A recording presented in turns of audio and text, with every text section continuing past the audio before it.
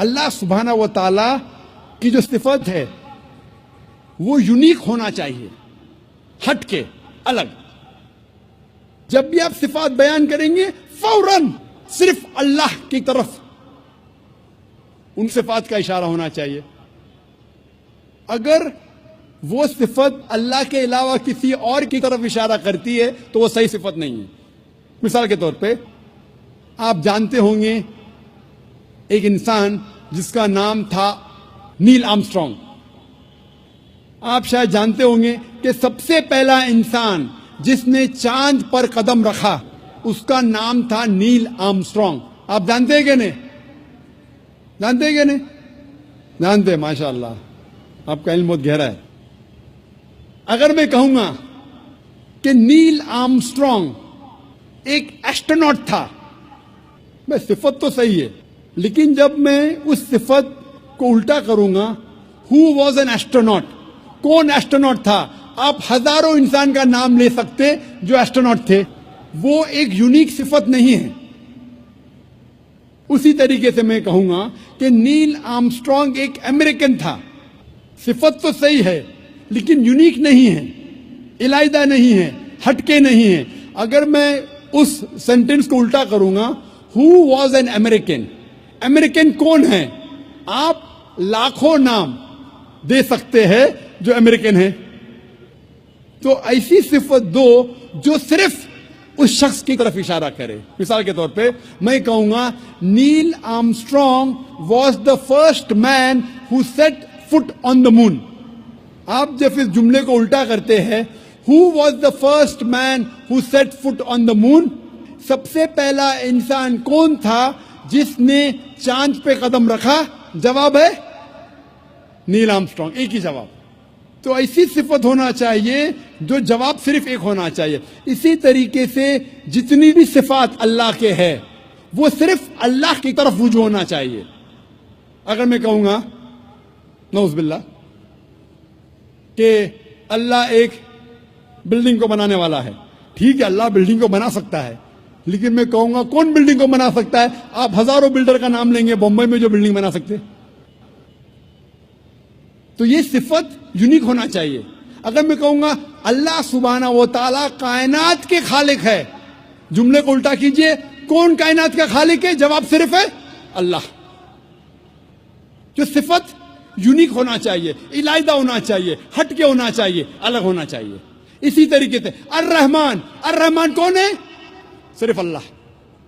الرحیم، الرحیم کون ہے؟ صرف اللہ. تو جتنی صفات اللہ کی ہے وہ یونیک ہونا چاہیے، علیحدہ ہونا چاہیے، ہٹ کے ہونا چاہیے، الگ ہونا چاہیے. یہ ضروری ہے. دوسری بات، اللہ کی صفت کے ساتھ اس کے مخلوقات کی صفت نہیں ہونا چاہیے.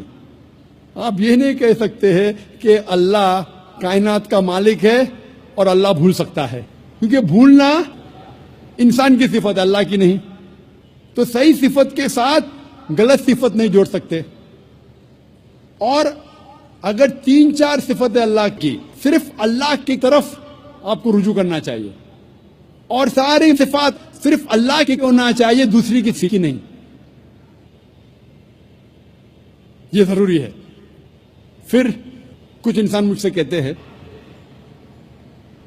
کہ یہ خدا صرف ایک کیوں، ایک سے زیادہ کیوں نہیں ہو سکتے؟ قرآن مجید میں لکھا ہے سورہ انبیاء میں سورہ نمبر 21 آیت نمبر 22 میں، اگر ایک سے زیادہ خدا ہوتے تو اس کائنات میں کنفیوژن ہوتا ہے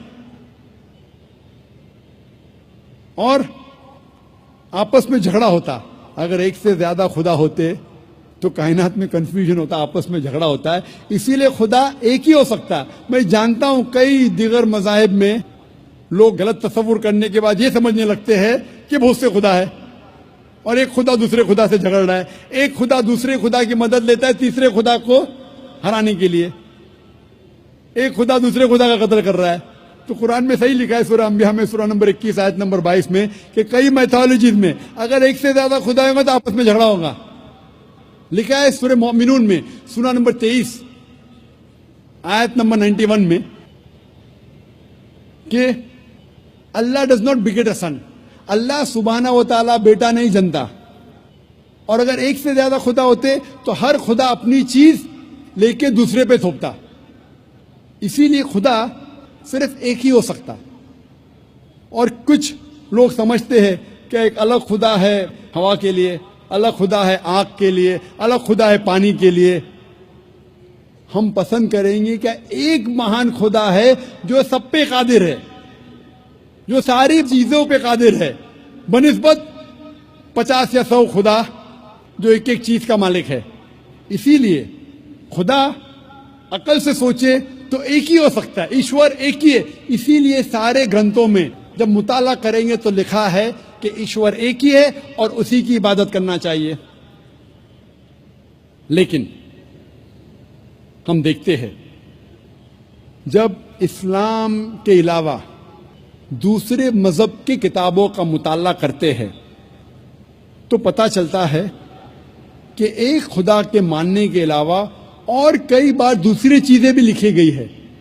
کیونکہ قرآن مجید میں اللہ تعالیٰ فرماتے سورہ بقرہ میں سورہ نمبر 2 آیت نمبر 79 میں فَوَيْلٌ لِّلَّذِينَ يَكْتُبُونَ الْكِتَابَ بِأَيْدِيهِمْ ثُمَّ يَقُولُونَ هَٰذَا مِنْ عِندِ اللَّهِ لِيَشْتَرُوا بِهِ ثَمَنًا قَلِيلًا فَوَيْلٌ لَّهُم مِّمَّا كَتَبَتْ أَيْدِيهِمْ وَوَيْلٌ لَّهُم مِّمَّا يَكْسِبُونَ. لعنت ہے ان لوگوں پر جو اپنے ہاتھوں سے کتاب لکھتے ہیں اور کہتے ہیں کہ یہ اللہ کی طرف سے ہے. لعنت ہے ان لوگوں کے ہاتھوں پر اور لعنت ہے وہ پیسوں پہ جو وہ کماتے ہیں. تو قرآن میں لکھا ہے کہ کئی انسان اپنے ہاتھوں سے کتاب لکھتے ہیں اور کہتے ہیں کہ یہ خدا کی طرف سے ہے. اسی لیے قرآن کے علاوہ جتنی بھی کتابیں پہلے آئے اس میں ملاوٹ ہو چکی ہے. قرآن ایک واحد کتاب ہے. اللہ تعالیٰ فرماتے سورہ ہجر میں سورہ نمبر 15 آیت نمبر 9 میں کہ میں نے قرآن کو نازل کیا ہوں اور میں اس کی حفاظت کروں گا.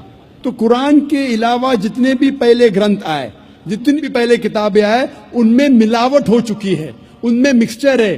انسانوں نے ان میں ملاوٹ کی اور سارے مذہب کے ودوان، چاہے عیسائی ودوان ہو، ہندو ودوان ہو، یہودی ودوان ہو یا دیگر مذہب کے ودوان ہو، وہ کہتے ہیں کہ ان کی کتابوں میں ملاوٹ ہو چکی ہے قرآن کے علاوہ. اور اسلام کے کرٹک ولیم مور جو اسلام کے خلاف ہے، پھر بھی وہ لکھتے ہیں ایک واحد مذہبی کتاب جو 1200 سال تک کے بنا ملاوٹ کے ہے وہ ہے قرآن. یہ اس نے کہا تھا 200 سال پہلے.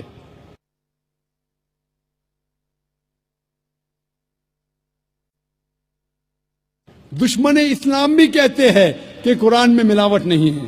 اسی لیے ایک ایشور کے علاوہ کبھی کبھی آپ ان کتابوں میں یہ بھی پائیں گے ملاوٹ.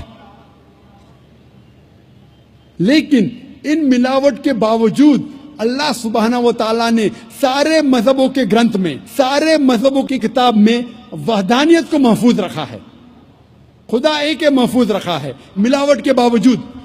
سارے مذہب کی کتاب آپ پڑھیں گے، عیسائی ہو، یہود مذہب ہو، سکھزم ہو، پارسیزم ہو، ہندو مذہب ہو، سارے مذہب کی کتابوں میں وحدانیت اب تک الحمدللہ ثم الحمدللہ محفوظ ہے. تو جو بھی انسان خدا میں مانتا ہے اسے ماننا پڑے گا خدا ایک ہے، اس کا کوئی عکس نہیں ہے، اور صرف اس خدا کی عبادت کرنا چاہیے اور اس کے ساتھ کسی اور کو شریک نہیں کرنا چاہیے. کچھ لوگ ہوتے ایگنوسٹک. ایگنوسٹک مطلب خدا کے بارے میں کہتے بھی نہیں ہے، یہ بھی نہیں کہتے کہ نہیں، انہیں کہتے ایگنوسٹک. کچھ لوگ ہوتے ایتھیسٹ، خدا میں نہیں مانتے. یہ لوگ اگر میری تقریر سنیں گے جو پہلے سال کے کانفرنس میں نے دیا تھا انگریزی میں، از دا قرآن گاڈز ورڈ، کیا قرآن خدا کا کلام ہے؟ اگر کوئی بھی انسان جو ان بائسڈ ہے، کھلے ذہن سے اس تقریر کو سنیں گا، اسے انشاءاللہ یقین ہوگا کہ یہ قرآن مجید اس خدا کا کلام ہے اور خدا ایک ہے اور اس کی عبادت کرنا فرض ہے. ہم مسلمان صرف یہ نہیں مانتے کہ خدا ایک ہے، یہ کافی نہیں. مونوتھیزم کہ مانی خدا ایک ہے. یہ ماننا کافی نہیں. ہم مسلمان مانتے ہیں توحید میں. توحید آتا ہے عربی لفظ وحدہ سے, مطلب یونیفیکیشن, مطلب وحدانیت, ٹو یونائٹ, ٹو کنسالیڈیٹ. صرف ایک خدا میں ماننا کافی نہیں ہے. اسلام میں توحید میں ماننا فرض ہے, اور توحید کے 3 قسمیں ہیں. پہلا ہے توحید ربوبیہ, دوسرا ہے توحید الاسماء و صفات, اور تیسرا ہے توحید العبادہ. پہلی قسم ہے توحید ربوبیہ, مطلب ساری کائنات کا رب ایک ہے, اور جتنی بھی چیزیں کائنات میں ہیں ساری چیزوں کو ضرورت ہے اس رب کی, لیکن اس رب کو کوئی بھی چیز کی ضرورت نہیں. Everything is dependent on ہم, but he is independent of anything and everything in this world. اسے کہتے توحید ربوبیہ. ہم مانتے ہیں کہ ہمارا خالق, ہمارا رب, ہمارا پالنے والا صرف ایک ہی رب ہے, اور ساری چیزیں جو کائنات میں ہیں ان کو ضرورت ہے اس رب کی, اور اس رب کو ہماری ضرورت نہیں. کوئی بھی چیز کائنات میں اس کو ضرورت نہیں. دوسری قسم ہے توحید الاسماء و صفات, مطلب خدا, اللہ کی صفات اور اللہ کے نام. اس توحید الاسماء و صفات کے 5 نقطے ہیں. پہلا نقطہ ہے کہ اللہ کو اس طریقے سے ڈسکرائب کرنا چاہیے.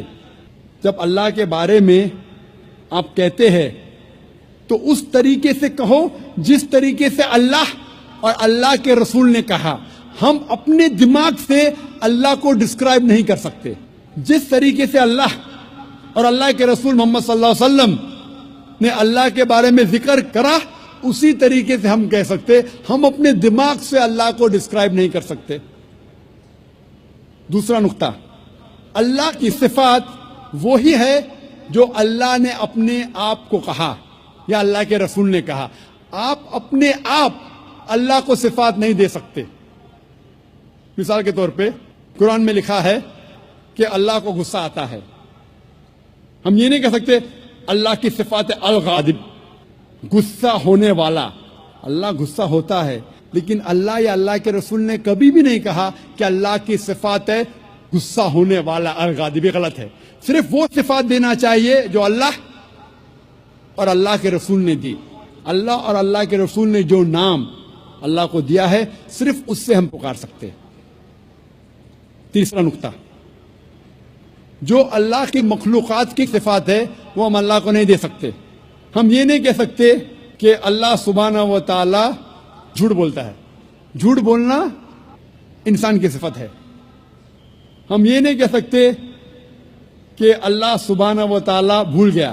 بھولنا اللہ کی مخلوق انسان کی صفت ہے. چوتھا نقطہ, اللہ کی صفات آپ اس کے مخلوقات کو نہیں دیکھ سکتے. جو اللہ کی صفات ہے, جو انسان ہے یا مخلوقات ہے, اس کو آپ نہیں دیکھ سکتے. آپ نہیں کہہ سکتے کہ میں جانتا ہوں ایک انسان جو لافانی ہے. لافانی اللہ کی صفات میں سے ہے. انسان لافانی ہو ہی نہیں سکتا. اور پانچواں نقطہ ہے کہ اللہ کا نام کسی انسان کو آپ نہیں دے سکتے. اگر دینا چاہتے ہیں اس کے آگے عبد لگانا ضروری ہے. مثال کے طور پہ آپ کسی انسان کو اللہ نہیں کہہ سکتے. کہنا ہے تو عبداللہ کہہ سکتے, اللہ کا عبد, اللہ کا بندہ. رحمان نہیں کہہ سکتے, عبد الرحمان کہہ سکتے, کہ رحمان کا بندہ. اور آپ عبد کسی انسان کے آگے نہیں کر سکتے. آپ نہیں کہہ سکتے عبد الرسول, یہ غلط ہے. عبد بندہ صرف اللہ کا ہو سکتا ہے, انسان. یہ 5 نقطے ہیں توحید الاسماء و صفات کے. توحید کی تیسری قسم ہے توحید العبادہ, مطلب ہمیں صرف عبادت اللہ کی کرنا چاہیے, اس کے علاوہ کسی اور کی عبادت نہیں کرنا چاہیے. آپ اللہ کو رب مانتے, اللہ کو اچھے نام سے پکارتے, اچھے صفات دیتے, لیکن اللہ کے ساتھ کسی اور کو شریک کرے, کسی اور کی عبادت کرے, تو یہ توحید العبادہ کے خلاف ہے. عبادت صرف اللہ کی ہونا چاہیے. اللہ کے علاوہ کسی اور کی عبادت کرے تو یہ توحید کے خلاف ہے. اسی لیے قرآن مجید میں لکھا ہے سورہ یونس میں سورہ نمبر 10 آیت نمبر 31 میں کہا جاتا ہے مشرکوں کے بارے میں، جب آپ مشرکوں سے پوچھیں گے کہ اس کائنات میں ساری چیزیں کس نے بنائی، آسمان اور زمین کے بیچ میں، اس کائنات میں سننے کی قوت کس کی ہے، کون وہ شخص ہے جو سب سے پاورفل ہے، اس کائنات میں کون ہے جو مردوں میں جان ڈالتا ہے اور زندوں کو موت دیتا ہے، اس کائنات میں سب سے پاورفل کون ہے، یہ مشرک کہیں گے اللہ۔ پھر آپ اللہ کے ساتھ دوسروں کو شریک کیوں کرتے؟ یہ آیت میں سورہ یونس میں سورہ نمبر 10 آیت نمبر 31 میں مشرک مانتے تھے توحید ربوبیہ میں کہ اللہ رب ہے، مانتے تھے توحید الاسماء صفات، اچھے صفات، لیکن اللہ کو ماننے کے علاوہ دوسروں کی بھی عبادت کرتے تھے، انہیں کہا گیا ہے مشرک۔ یہ پیغام دہرایا گیا سورہ زخرف میں سورہ نمبر 43 آیت نمبر 87 میں، جب آپ ان سے پوچھیں گے ان مشرکوں سے کہ آپ کا خالق کون، وہ کہیں گے اللہ، تو آپ اللہ کے علاوہ دوسروں کی عبادت کیوں کرتے؟ یہ مشرک مانتے تھے کہ ہمارا خالق اللہ ہے، لیکن اللہ کے ساتھ دوسروں کی عبادت کرتے۔ اسی لیے اللہ تعالیٰ فرماتے ہیں سورہ یوسف میں سورہ نمبر 12 آیت نمبر 106 میں کہ اکثر لوگ اللہ کی عبادت نہیں کرتے دوسروں کو شریک کرنے کے بغیر، یعنی اکثر جو لوگ اللہ کی عبادت کرتے ہیں اللہ کے ساتھ دوسرے کی بھی عبادت کرتے ہیں۔ مطلب انسان اکثر جو اللہ کی عبادت کرتے ہیں، خدا کی عبادت کرتے، ایشور کی عبادت کرتے ہیں، اس خدا کے ساتھ دوسروں کو بھی شریک کرتے ہیں، دوسرے کی عبادت کرتے ہیں۔ اور اگر اس توحید میں ان تینوں قسموں میں سے ایک بھی قسم کا آپ پالن نہیں کریں گے، ایک بھی قسم کو توڑتے ہیں، تو اسے عربی میں کہتے ہیں شرک۔ شرک مطلب پارٹنر، کسی کو شریک کرنا، اور شریعتاً شرک مطلب اللہ کے ساتھ کسی اور کی عبادت کرنا، اللہ کے ساتھ کسی اور کو شریک کرنا، اسے کہتے ہیں عربی میں شرک۔ اور قرآن مجید میں صاف طور پہ لکھا ہے سورہ نساء میں سورہ نمبر 4 آیت نمبر 48 میں، اور سورہ نساء سورہ نمبر 4 آیت نمبر 116 میں کہ اللہ سبحانہ و تعالی اگر چاہے تو آپ کے کوئی بھی گناہ کو معاف کر سکتا ہے، لیکن شرک کو کبھی بھی نہیں معاف کرے گا، کیونکہ جو انسان شرک کرتا ہے وہ بہت بڑا گناہ کرتا ہے اور بہت دور تک بھٹک چکا ہے۔ اسی لیے شرک قرآن مجید میں اور اسلام میں سب سے بڑا گناہ ہے جو اللہ سبحانہ و تعالیٰ کبھی بھی نہیں معاف کرے گا۔ اگر آپ نے شرک کیا اور مرنے کے پہلے توبہ نہیں کی، اگر آپ مشرکانہ حالت میں مرے تو آپ کے لیے جہنم 100%۔ شرک کے علاوہ دوسرا کوئی بھی گناہ کرے، آپ اگر اللہ چاہے تو معاف کر سکتا ہے۔ اگر آپ نے شرک کیے تو آپ ضرور توبہ کیجئے، شرک کرنا بند کیجئے، انشاءاللہ آپ جنت میں جا سکتے ہیں۔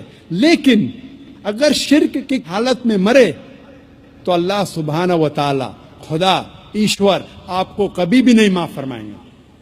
اسی لیے قرآن مجید میں لکھا ہے، جو میں نے اس تقریر کے شروع میں تلاوت کی، اس آیت کی جسے میں ماسٹر کی کہتا ہوں، سارے تالوں کو کھولنے والی چابی، سورہ عمران سورہ نمبر 3 آیت نمبر 64 میں لکھا ہے، تعالوا الی کلمۃ سواء بیننا و بینکم، آؤ اس بات کی طرف جو آپ اور ہم میں یکساں ہے۔ تعالوا الی کلمۃ سواء بیننا و بینکم، آؤ اس بات کی طرف جو آپ اور ہم میں یکساں ہے۔ سب سے پہلی بات، اللہ نعبد الا اللہ، کہ ہم صرف اللہ کی عبادت کریں۔ میں نے یہ نہیں کہا کہ صرف اللہ میں مانو، صرف اللہ میں ماننا کافی نہیں ہے، اللہ نعبد الا اللہ، کہ ہم صرف اللہ کی عبادت کریں۔ اللہ کو ماننا کافی نہیں، اللہ کی عبادت صرف کرنا چاہیے، وہ ضروری ہے۔ وَلَا نُشْرِكَ بِهِ شَيْئًا، ہم اللہ کے ساتھ کسی اور کو شریک نہ کرے. وَلَا يَتَّخِذَ بَعْضُنَا بَعْضًا أَرْبَابًا مِّن دُونِ اللَّهِ کہ ہم آپس میں اللہ کے علاوہ کسی اور کو معبود نہ بنائیں. یہ ضروری ہے. وَلَا نُشْرِكَ بِهِ شَيْئًا وَلَا يَتَّخِذَ بَعْضُنَا بَعْضًا أَرْبَابًا مِّن دُونِ اللَّهِ فَإِن تَوَلَّوْا فَقُولُوا اشْهَدُوا بِأَنَّا مُسْلِمُونَ. اور اگر اس کے بعد وہ لوگ نہیں مانتے تو ہم گواہی دیتے ہیں کہ ہم مسلمان ہیں, ہم اللہ کی عبادت کرتے ہیں اور اللہ کا کہنا مانتے ہیں. یہی پیغام عیسیٰ علیہ السلام نے دیا. قرآن مجید میں لکھا ہے سورہ مائدہ میں سورہ نمبر 5 آیت نمبر 72 میں, لَقَدْ كَفَرَ الَّذِينَ قَالُوا إِنَّ اللَّهَ هُوَ الْمَسِيحُ ابْنُ مَرْيَمَ. وہ لوگ کفر کر رہے ہیں جو لوگ کہتے ہیں کہ عیسیٰ علیہ السلام ابن مریم اللہ ہے. وہ لوگ کفر کر رہے. وقال المسیح, لیکن عیسیٰ علیہ السلام نے کہا یا بنی اسرائیل, اے بنی اسرائیل, اعبد اللہ, اللہ کی عبادت کرو, ربی و ربکم, جو میرا رب اور آپ کا رب ہے. انما یشرک باللہ, اگر اللہ کے ساتھ کسی نے دوسرے کو شریک کرا, فقد حرم اللہ علیہ الجنہ, جنت آپ کے لیے حرام ہو جائیں گی. وما وہ النار وما للظالمین من انصار, اور آپ کے لیے جہنم کی آگ ہے اور ظالم کے لیے آخرت میں کوئی مددگار نہیں. عیسیٰ علیہ السلام فرماتے انما یشرک باللہ, اگر اللہ کے ساتھ کوئی کسی کو شریک کرتا ہے, فقد حرم اللہ علیہ الجنہ, جنت اس کے لیے حرام ہے. وما وہ النار وما للظالمین من انصار, اور اس کے لیے دوزخ کی آگ ہے اور ظالموں کے لیے آخرت میں کوئی مددگار نہیں ہے. قرآن مجید میں اللہ تعالیٰ فرماتے ہیں سورہ انعام میں سورہ نمبر 6 آیت نمبر 108 میں کہ جو انسان غلط خدا کی عبادت کرتے ہیں آپ ان خداؤں کو گالی مت دو, ورنہ یہ لوگ جہالت میں اللہ کو گالی دیں گے. لکھا ہے قرآن مجید میں سورہ لقمان میں سورہ نمبر 31 آیت نمبر 27 میں, اگر آپ اس دنیا کے سارے جھاڑ کو قلم میں تبدیل کریں گے اور سارے سمندر 7 سمندر ملا کے اگر سیاہی میں تبدیل کریں گے, پھر بھی آپ ان سے اللہ سبحانہ و تعالیٰ کے شبد نہیں لکھ سکیں گے. اس تقریر کو میں ختم کرنا چاہتا ہوں اللہ سبحانہ و تعالیٰ کی آیت سے, سورہ حج سے, سورہ نمبر 22 آیت نمبر 73 میں, جہاں اللہ تعالیٰ فرماتے ہیں کہ اے لوگو اس بات کو سنو, جو کوئی آپ کے مددگار ہے اللہ کے علاوہ, اگر یہ سارے اکٹھا ہو گئے ایک مکھی کو بنانے کے لیے, پھر بھی یہ لوگ مکھی کو نہیں بنا سکیں گے. اور اگر مکھی کوئی کھانا ان سے چھینیں گے تو یہ لوگ اس کھانے کو بھی واپس نہیں لا سکیں گے. کمزور ہے وہ لوگ جو غلط خدا کی عبادت کرتے ہیں, اور کمزور لوگ ہیں وہ جس کی عبادت کرتے ہیں. وآخر دعوانا الحمدللہ رب العالمین.